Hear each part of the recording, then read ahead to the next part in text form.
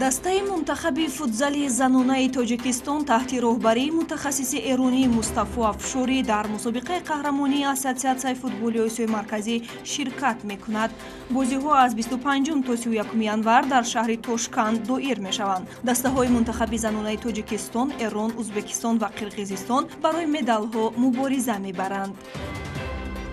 ҳимоятгари тими миллии Тоҷикистон Зоир Ҷурабоев дастаашро дар Суперлигаи Узбекистон иваз кард. Акнун бозигари 24-сола дар бошгоҳи Нефтчии Фарғона, ки онро сармураббии собиқи бошгоҳи Истиқлол Виталий Левченко роҳбарӣ мекунад, ҳунарнамоӣ менамояд. Дар мавсими гузашта Зоир Ҷурабоев шарафи тими Сурхони Тирмизро ҳимоя карда дар Суперлигаи Узбекистон 16 бозӣ анҷом додааст.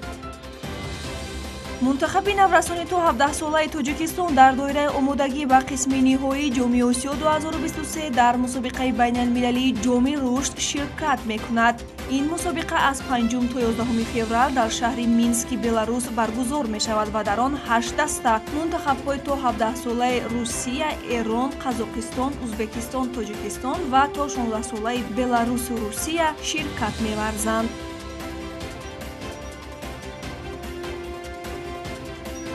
узви мунтахаби футзали Тоҷикистон ва сарвони бошгоҳи сурокампанияи Душанбе Файзали Сардоров бо дастаи Столицаи Беларус қарордоди ҳамкорӣ имзо кард. ёдовар мешавем, ки тими Столица дар Суперлигаи Беларус ҳунарнамоӣ мекунад.